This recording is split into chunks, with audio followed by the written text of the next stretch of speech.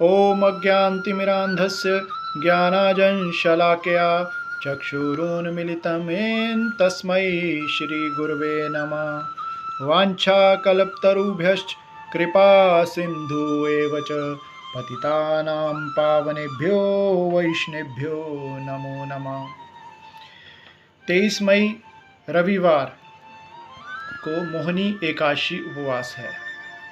एकादशी का महत्व पहले ही पिछले अंक में बताया है, अक्षय है।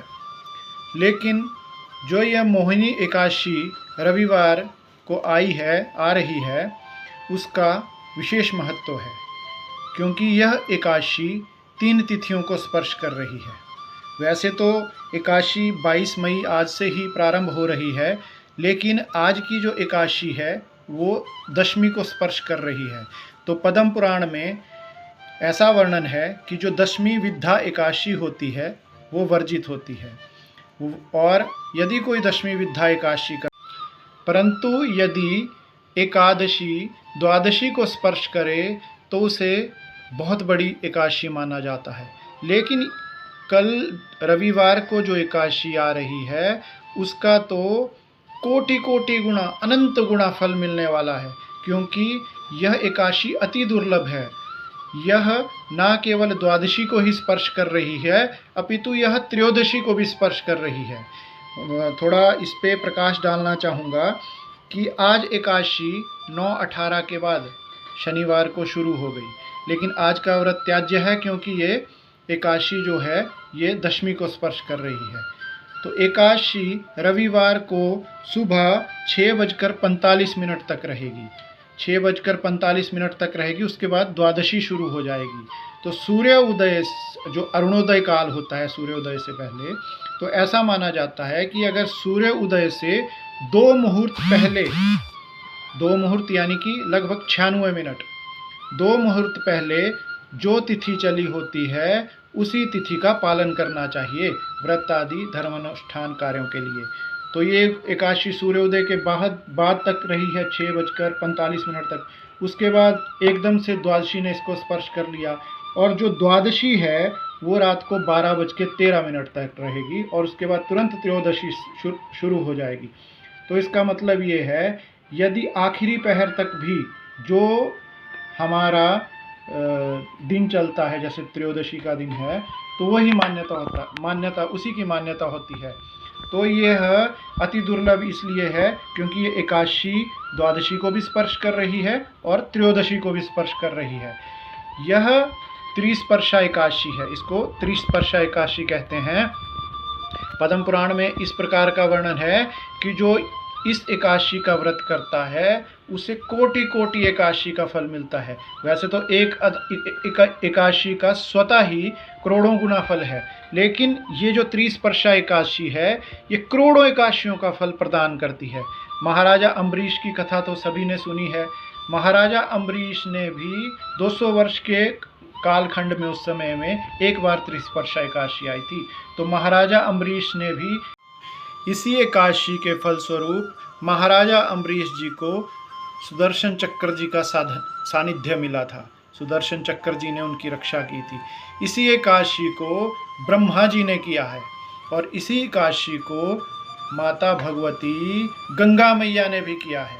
यह एकादशी अति महत्वपूर्ण है। त्रिस्पर्शा एकादशी हो सके तो इस एकादशी को निर्जल करो, क्योंकि ये एकादशी बहुत दुर्लभ योग से आती है। अगर कोई शरीर की ऐसी किसी की व्यवस्था है कि वो निर्जल नहीं कर सकता, तो इसे सजल करें, जल के साथ करें। अगर सजल भी नहीं कर सकते तो इसे फलाहारी करें, तो इसे फल और दूध लेकर इस एकादशी को कर सकते हैं। इस एकादशी वाले दिन पूरे दिन अन्न का भक्षण नहीं करते हैं, और इसका पारण, जैसे कई भक्तों ने पूछा कि एकादशी तो करेंगे आपने बताया, लेकिन इसका पारण किस प्रकार किया जाता है? तो इसका पारण अगले दिन यानी कि त्रयोदशी को, सोमवार को 24 तारीख को सूर्य उदय के बाद, सूर्योदय का जो समय रहेगा 5:45-46 और 9:24, इसके बीच में पारण कर सकते हैं। पारण किस प्रकार करते हैं? सुबह उठ के स्नान आदि करके भगवान का पूजन करके, यदि किसी के घर में शालिग्राम जी हैं तो शालिग्राम जी की सेवा करने के उपरांत, उन्हें भोग लगाने के उपरांत स्वयं उस प्रसाद को लेके इसका पारण कर सकता है। यदि किसी के पास शालिग्राम जी नहीं हैं तो लड्डू गोपाल जी की सेवा करके, उनका स्नान इत्यादि करके, उन्हें भोग अर्पण करके, फिर उसके बाद वो उसका प्रसाद प्राप्त करके पारण कर सकता है। लेकिन ये पारण का समय निश्चित होता है, पारण का समय निश्चित होता है सूर्योदय के बाद, और जो व्यवस्थित समय है उससे पहले करना होता है। और जब हम भगवान का पूजन करते हैं, पूजन करने के उपरांत जो है, हम किसी वैष्णव या ब्राह्मण को जितनी अपनी समर्थ्या हो अन्न खिलाएं। लेकिन कोरोना काल के होते हुए यह थोड़ा सा असंभव लग रहा है, तो हम अन्न, चावल, कच्चा अन्न और दाल, सब्जी, फल एक भगवान को अर्पित करके उस ब्राह्मण को सूखा इस प्रकार दे सकते हैं, या मंदिर में भी चढ़ा सकते हैं। और जितनी अपनी सामर्थ्य उतनी दक्षिणा रखें।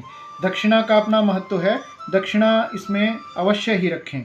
तो सभी से आग्रह रहेगा कि इस दुर्लभ एकादशी है, इस एकादशी का जरूर पालन करें, और स्वयं भी करें और अपने परिवार के सदस्यों से भी करवाएं।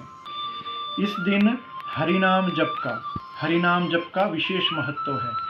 यदि एकादशी का पालन करते हुए हरिनाम जप किया जाए तो ऐसा वर्णन आता है कि उसे शरीर छोड़ने के बाद नित्य गोलोक धाम मिलता है। तो जितना हम इस एकादशी को भगवान का हरे कृष्ण कृष्ण कृष्ण हरे हरे, हरे राम राम राम हरे हरे, इस महामंत्र का जप करेंगे, उतना ही हमें अक्षय फल प्राप्त होगा। एकादशी को रात को जागरण का भी महत्व है। यदि पूरी रात कोई जागरण करे तो इसका अक्षय महत्व मिलता है, भगवान अति प्रसन्न होते हैं। और हमने तो संतों से सुना है कि अभी यह घटना 100-150 वर्ष पुरानी होगी। यही 30 एकादशी आई थी, और इसी 30 एकादशी को 12 संतों ने इसका विधि पूर्वक पालन किया, और वह सशरीर साकेत धाम चले गए, गोलोक धाम चले गए।